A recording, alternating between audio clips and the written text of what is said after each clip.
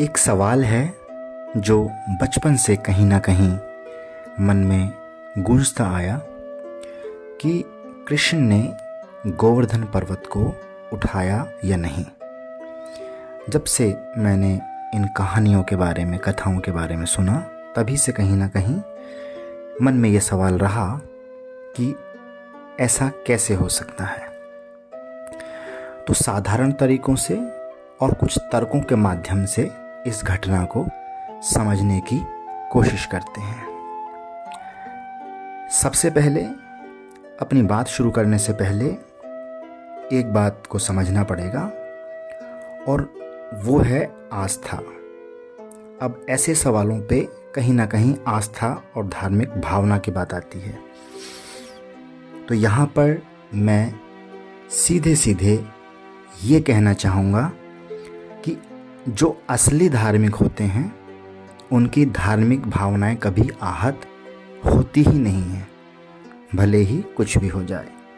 और जो धार्मिक हैं नहीं या नकली धार्मिक हैं, उनकी छोटी छोटी बातों पे या बग़ैर किसी बात पे भी धार्मिक भावनाएं आहत हो जाती हैं। तो यहाँ पे बहुत ज़्यादा मुझे कुछ कहने को है नहीं धार्मिक भावना के विषय में। जैसा कि मैंने बताया कि जो धार्मिक है उसकी भावना आहत हो ही नहीं सकती, क्योंकि उसकी भावना का लेवल कुछ और होता है। अब आगे चलते हैं। उससे पहले हमें एक बात को और समझना पड़ेगा, और वो है चमत्कार। चमत्कार होते हैं या नहीं होते। अब यहाँ पे मैं दोनों ही बातों से राज़ी होना चाहूँगा कि चमत्कार होते भी हैं और नहीं भी। ऐसा कैसे संभव है? ऐसा यूँ संभव है। पहले मैं बात करता हूँ चमत्कार नहीं होते। चमत्कार नहीं होते इसलिए नहीं होते क्योंकि हमने अक्सर चमत्कारों के बारे में सिर्फ सुना है, लेकिन चमत्कार देखे नहीं। अक्सर होता यह है कि चमत्कार होते नहीं हैं। वो यूँ कि जब भी कोई अविश्वसनीय कोई घटना होती है या कुछ कोइंसिडेंस होते हैं, तो हमारा दिमाग कहीं ना कहीं उसको चमत्कार बनाने की कोशिश करता है। अदरवाइज चमत्कार नहीं होते। दूसरी चीज़, चमत्कार होते हैं तो कैसे होते हैं? चमत्कार या तो चमत्कार है तो हर चीज़ चमत्कार है, अन्यथा चमत्कार कुछ भी नहीं है। अब चमत्कार को समझने के लिए हमें समझना पड़ेगा कि एक दृष्टि होती है, हमारा एक नज़रिया होता है। जैसे कि कोई फूल का पेड़ है या पौधा है, वो मिट्टी में से रंगों को किस तरह से छांट के फूलों में भर देता है, ये एक चमत्कार है। तो इस तरह से प्रकृति के, कुदरत के चमत्कार को हम समझ सकते हैं, लेकिन उसका एक अपना तरीका है, अपना स्टाइल है। लेकिन जिन चमत्कारों के बारे में हम सोचते हैं उस तरह से चमत्कार नहीं होते। अब आगे चलते हैं। इस विषय पर मैं जो अपनी बात रखने जा रहा हूँ, मेरी बात का क्या मूल्य है, आप उसे माने या ना माने। तो मैं कहूँगा ना माने, आप सुने और उस पर विचार करें सिर्फ। अब बात शुरू करते हैं कि कृष्ण ने गोवर्धन पर्वत को उठाया था या नहीं उठाया था। तो थोड़ा साधारण तर्कों के माध्यम से जानने की कोशिश करते हैं। जैसा कि कहानी बताती है कि उस समय बहुत भयानक बारिश या बाढ़ आई थी, जैसा कि हम सुनते हैं। लेकिन जब हम देखते हैं कृष्ण ने अपनी लिटिल फिंगर पे गोवर्धन पर्वत को उठा लिया था,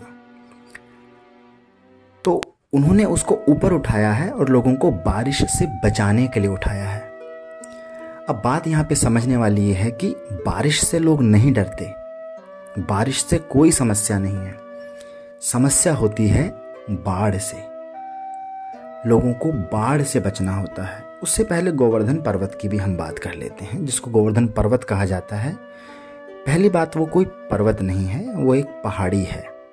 कुछ किलोमीटर के एरिया में फैली हुई छोटी सी या ठीक ठाक बड़ी पहाड़ी है। एक पहाड़ी है छोटी सी, तो उसको उठाया था। अब यहाँ पे समझने वाली बात ये है कि बारिश से बचना नहीं होता, बचना होता है बाढ़ से। क्योंकि बाढ़ जब आती है पानी भर जाता है और उसमें गांव और घरों के डूबने का और बहने का खतरा रहता है। तो कहानी ये कहती है कि भीषण बाढ़ आई थी, बारिश की वजह से ही आई होगी। और जब बाढ़ आती है तो बाढ़ से बचने का सीधा सीधा तरीका है किसी ऊंचे स्थान पर चले जाना, किसी हाइट वाली जगह पर चले जाना। तो वहाँ गांव के नज़दीक जो हाइट वाली जगह थी, जो ऊंचाई वाली जगह थी, वो थी गोवर्धन की पहाड़ी। तो कृष्ण ने क्या किया, अपना अथक प्रयास करके गांव वालों को उस पहाड़ी के ऊपर चढ़ा दिया।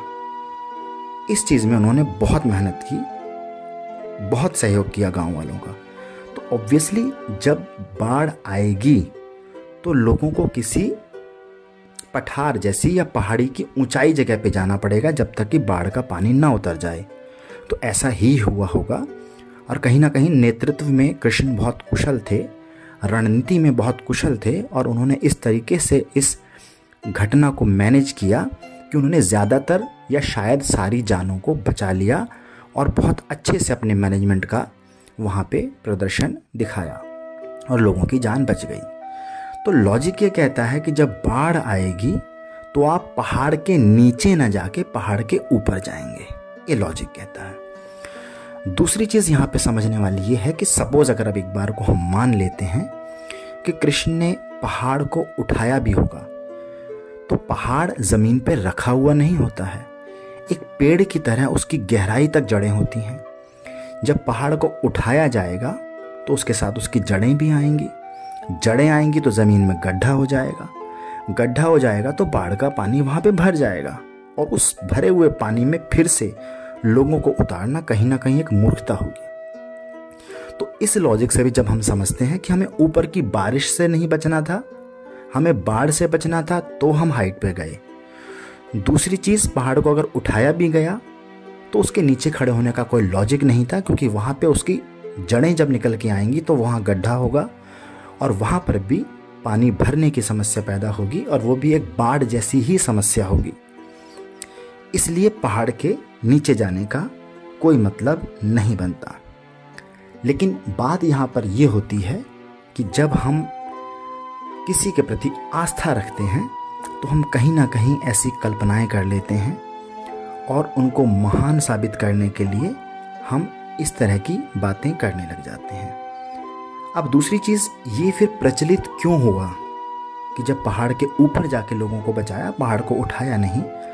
तो ये प्रचलित कैसे हुआ कि कृष्ण ने पहाड़ को उठाया था? देखिए, हमारे देश की बात करें तो यहाँ पे जो पुरानी बातें हैं उनको सिंबॉलिक तरीके से दर्शाया जाता है, कहावतों के तरीके से या प्रतीकों के तरीके से दर्शाया जाता है, क्योंकि ये पहाड़ जैसा दुष्कर कार्य था, पहाड़ उठाने जैसा दुष्कर कार्य था, जिसको अपने मैनेजमेंट कौशल की वजह से कृष्ण ने बहुत अच्छे से मैनेज किया। तो ये बात प्रचलित हुई कि कृष्ण ने पहाड़ जैसे काम को, पहाड़ ही उठा लिया, इस काम को ऐसे किया कि पहाड़ उठा लिया, और वो भी जैसे कहते हैं दाएं हाथ का खेल है, तो बिल्कुल अपनी लिटिल फिंगर पे जैसे कि पहाड़ उठा लिया हो। तो वहाँ से ये सिंबॉलिक चीज़ें चली। पुराने लोग समझते थे, लेकिन कहीं ना कहीं हम अपना विवेक खो बैठे। जैसे कि हम बात करें कि हमारे देवी देवताओं की दाढ़ी मूंछ नहीं होती है, क्यों? क्योंकि ये माना जाता है कि उनकी उम्र ठहरी हुई है। हालांकि उसके पीछे लॉजिक ये है कि कहीं ना कहीं उनका वो एक ऐसी स्थिति में है कि यौवन बरकरार है। लेकिन बात यहाँ पे समझने वाली है सिंबॉलिक। ऐसी जो कहानियाँ होती हैं उनमें प्रतीक होते हैं, और उन प्रतीकों को हमें कहीं ना कहीं समझना होता है और अपनी बुद्धि से, विवेक से सुलझाना होता है।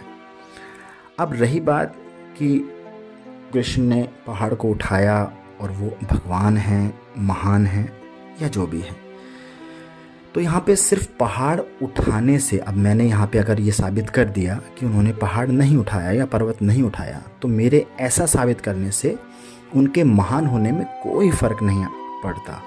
वो महान हैं तो अपनी जगह महान रहेंगे। ऐसा नहीं है कि वो अगर पहाड़ उठाएंगे, पर्वत उठाएंगे तो ही महान होंगे। वो महान हैं तो महान हैं, भले ही वो कोई ऐसा काम करें या ना करें। तो यहाँ पे आपसे बात करने का मेरा मकसद सिर्फ यही था। मेरे मन की जो उलझन जो बचपन से रही, जिस पे मैंने विचार किया, कुछ तर्कों के माध्यम से सोचा कि क्या ऐसा हुआ या नहीं हुआ, तो मुझे ऐसा लगता है कि कहीं ना कहीं बात ऐसी थी, ये हुआ होगा। आपको क्या लगता है वो आप जाने। मैं फिर से वही बात दोहराता हूँ कि आप मेरी बात माने या ना माने, तो मैं कहूँगा कि आप सिर्फ सुने और विचार करें।